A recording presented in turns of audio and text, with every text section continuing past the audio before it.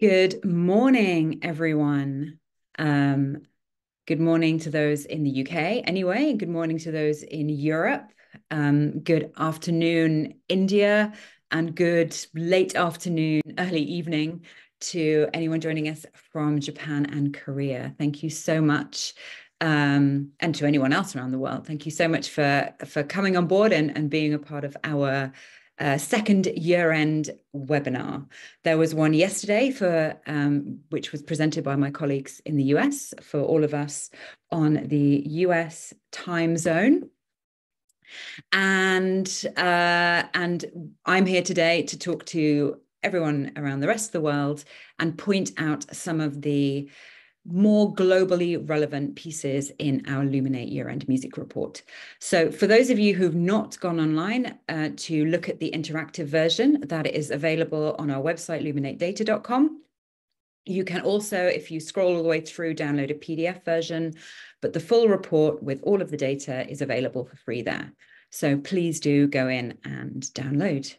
My name is Helena Kosinski. I am going to be your host for the next 30 minutes. So 30 minutes, obviously not very long to get through everything that we have in the report. I'm going to pull on a couple of data points that specifically interested me and interested us at Luminate.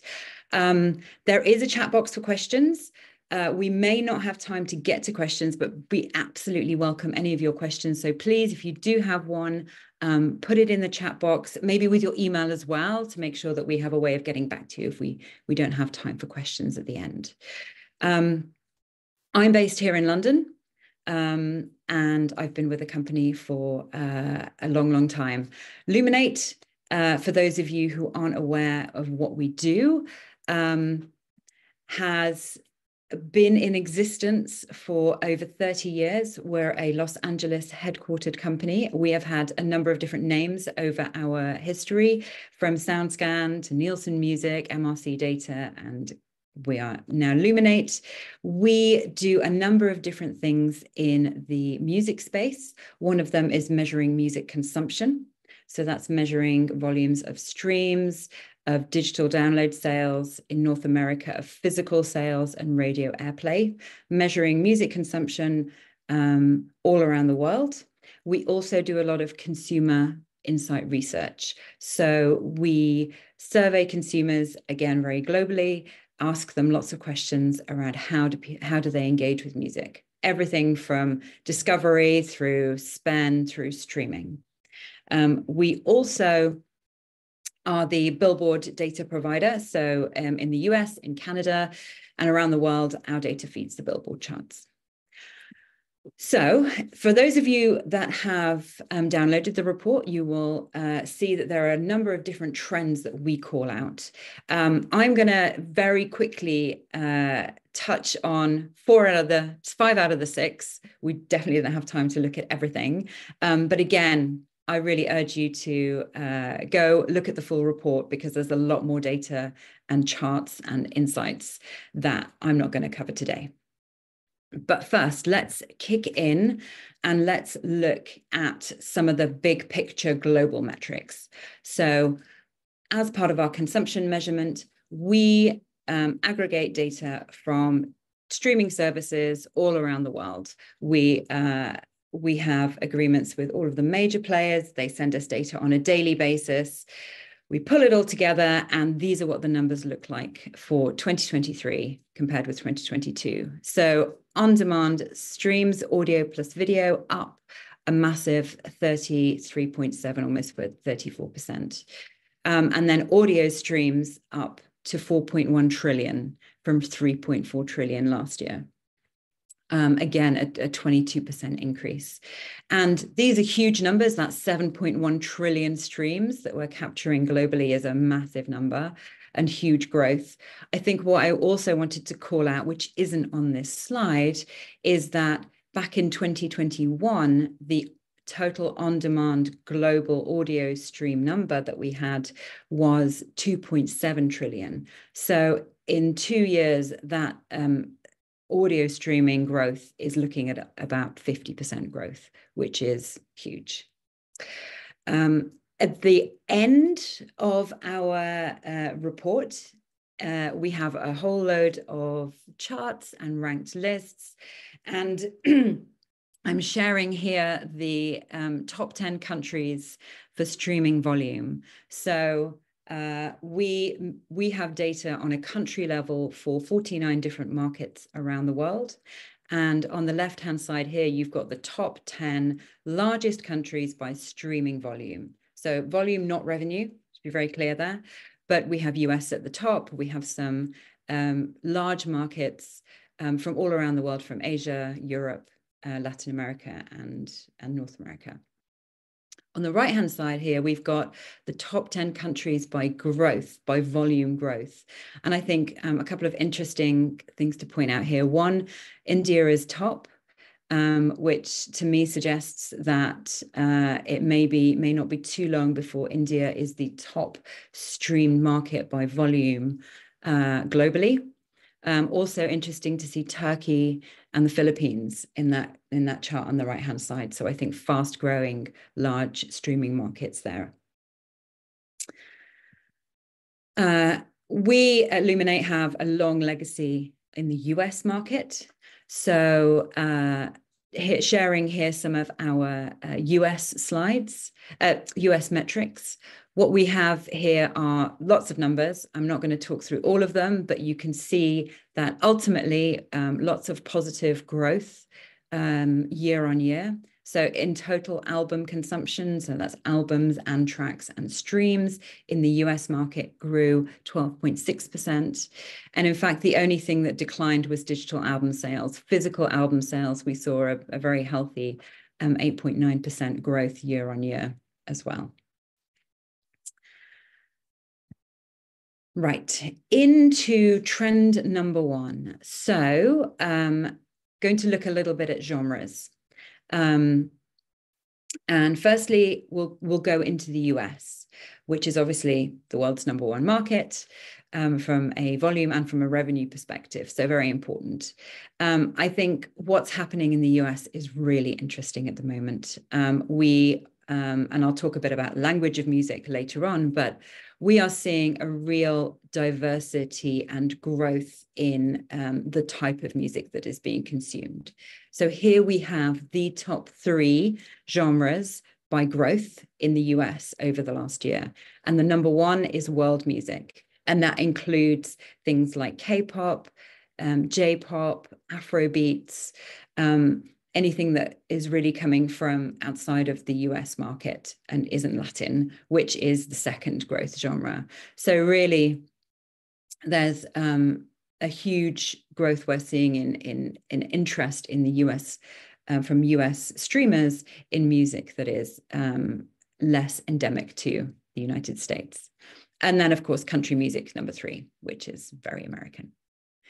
And so looking a little bit deeper at that Latin number, the increase in streaming we have seen in the regional Mexican subgenre is huge. So 60% growth year on year from this one Latin subgenre. In the graph there, you can see a couple of other subgenres. So Latin pop, Latin rhythm, and Latin tropical. And all of these year on year over the last couple of years have just been growing in streaming.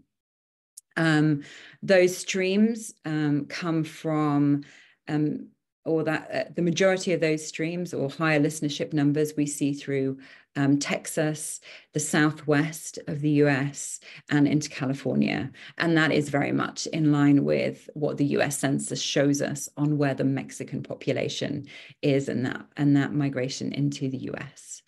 And then the regional Mexican genre has really been led by massive success from a couple of artists this year, including Peso Pluma. Now looking at world music. So we're going to do a little spotlight here on Japanese pop music in the US. So this, again, is something that we have seen. It's smaller than Latin music, obviously. It's smaller than K-pop, but we are seeing growth year on year, and we are seeing over 1.6 billion streams of Japanese pop music from the top 10,000 world music songs.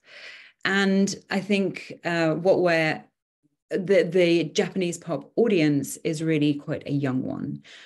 So 95% are, or they're 95% more likely to be Gen Z, which is the age group between 13 and 24. They're 94% more likely to be LGBTQ+. So really a very young audience that are discovering and listening more to this genre of music. If you look in our interactive report, we have some really cool pieces, and this is one of my favorites, where you hover over the graphic on the left, and it will pull up some different countries. So what we're looking at here is something that we have become much more fascinated by at Luminate, which is how music moves across countries. And because we have access to all of the data across 50 markets around the world, we can really track like how songs and how genres are performing around the world. So here what we've done is we've looked at the top 100 songs in each of these genres, so Afrobeats, country, dance, electronic, etc. And then we've looked to see which countries outside of that home region are streaming the most. And just to clarify, that's not streaming in terms of volume, but where those songs take up the largest share of streams in those other countries. Otherwise, you wouldn't see Luxembourg on there. So for Afrobeats outside of the Middle East and Africa, there we've got the top 5 countries where Afrobeats is taking the largest proportion or largest share of streams in those markets. So very much Europe, again, where we have a significant number of African diaspora. And now looking at K-pop. So K-pop outside of Asia and Pacific. And this is a real mix of countries. We've got Peru, Turkey, Romania, then Ecuador in Latin America. So K-pop doing very well outside of Korea, but clearly in lots of different countries around the world.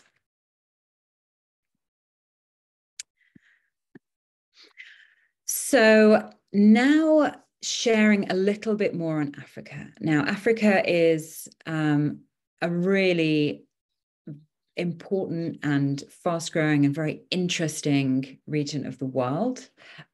Huge youth population, huge interest in music. We did some consumer surveys in both Nigeria and Kenya last year. And here are some of the highlights. So really, fundamentally, the majority, the vast, almost 100% of those people listening to music in both of those countries are doing it via streaming services. So very digitally. But then interestingly, when it comes to music discovery, TV is still really powerful in the top 3 discovery methods for music fans in both of those countries.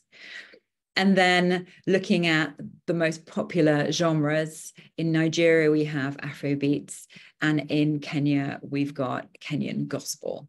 So the type of music that is being listened to, hugely varied, and really, really local as well, I think, in a number of cases. Right, trend number 2, looking at languages and listeners and locations. So what does this mean? This means we did a bunch of research and a deep dive into the importance of language of songs. So we've looked at this before, and the trend that we've seen in the past is growing. So you can see here the percentage of each of these languages in the top 10,000 global tracks, so those streamed all around the world.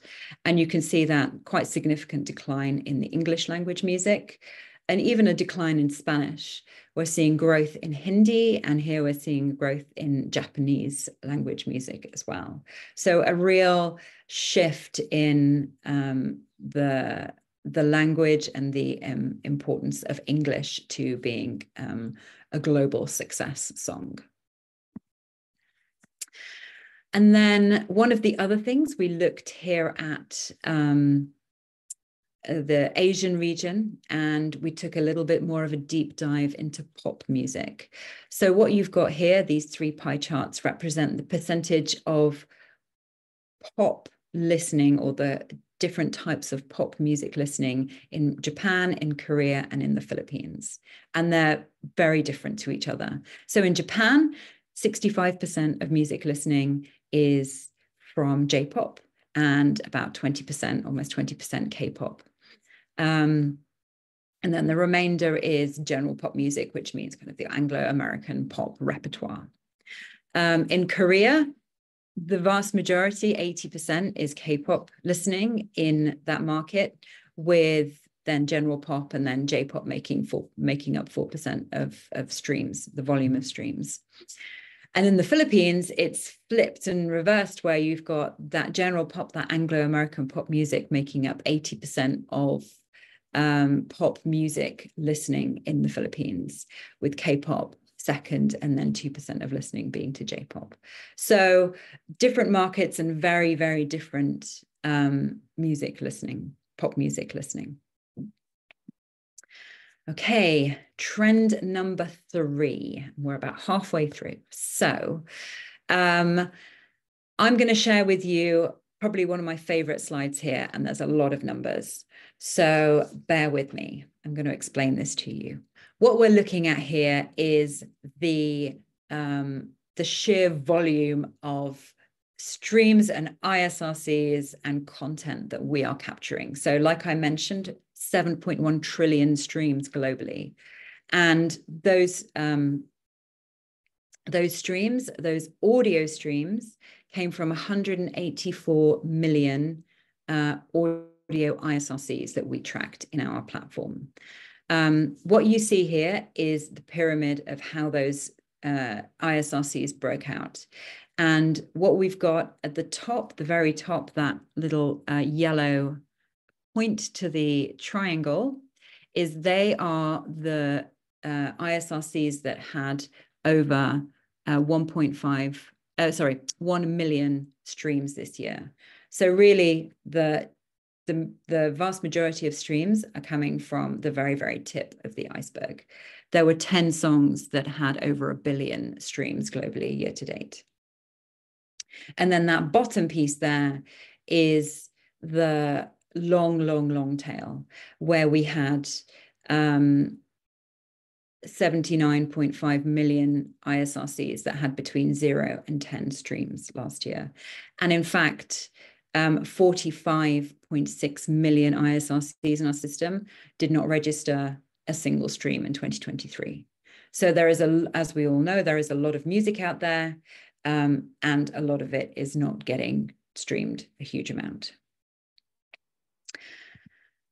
Moving on, so trend number 4, we're talking about the business of music, and specifically looking again into superfans. So again, this is something that Luminate has looked at before. And what we have here are some of the metrics that make superfans. They're obviously very important to the industry. In the US, 18% of music listeners are superfans. And what we're looking at here is the ways that superfans are superfans. So one, social signaling is really important to them. That is social media identification as a fan of a particular artist or a particular genre of music.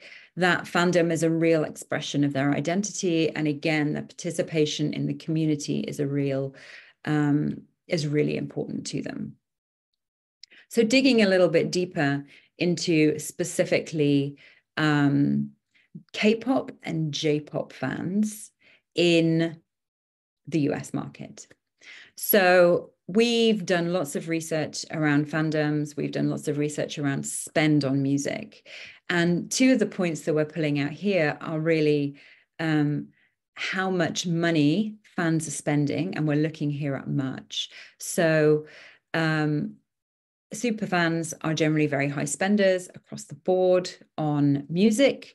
But here, when it comes to merch, K-pop fans spend $24 a month on K-pop merchandise, which is a huge number.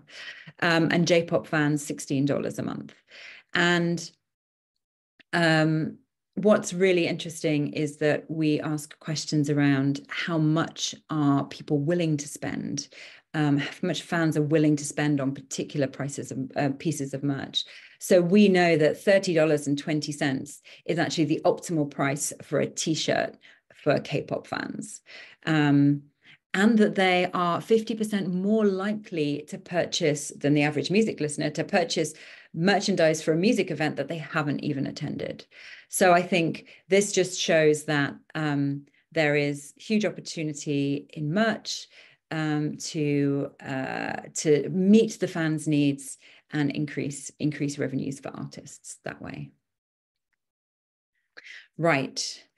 Looking now at the final trend I'm going to talk to you today, which is about catalog royalties and acquisitions of catalogs. So this slide is pulled together from publicly available data on finance acquisition deals. So these are catalogs that have been acquired over the last couple of years, where that acquisition has been made public and the amount has been made public, and it is greater than 10 million US dollars. So this is by far not everything that has been acquired. But what we can see was that 2021 really here was a peak year in terms of catalog acquisition. And over the last couple of years, that has gone down a little bit. And one of the factors that is playing into that, I think, is certainly interest rates and the cost of borrowing money to make those payments. But once companies have acquired catalogs, so if they've acquired a legacy catalog or a catalog of a legacy artist, there is generally an intention to reinvigorate that artist and continue to earn royalties from those catalogs. And one of the ways that catalogs have been one of the novel ways that a catalogue has been re-energized is something like ABBA Voyage. So for those of you not in London or not aware, ABBA Voyage is a purpose-built venue in East London where ABBA perform every night of the week in avatar form, and it is it's a full concert with these avatars on stage, and it's pretty amazing. It launched in May of 2022. And what we've got on the slide here, and that is the orange line there, is the global on-demand audio streams for the ABBA catalogue. And you can see the impact of that launch and all of the press activity around ABBA on the ongoing audio streams for that catalogue from that point. Right, now I'm going to swap and tell you a little bit about the new Luminate platform in the last 7 minutes. So we have at Luminate recently launched our new platform, and bear with me.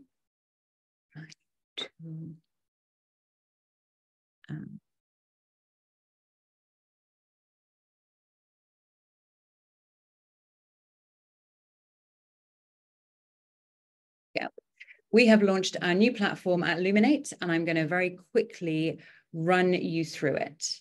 So this platform will replace our current Music Connect platform, and the new and exciting thing that we have is country level data.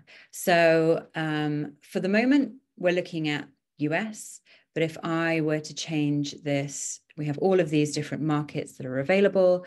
If I were to change this to Germany, then we would be able to see here top German artists and top German songs this week. So if I pick Eileva here, we can see that we have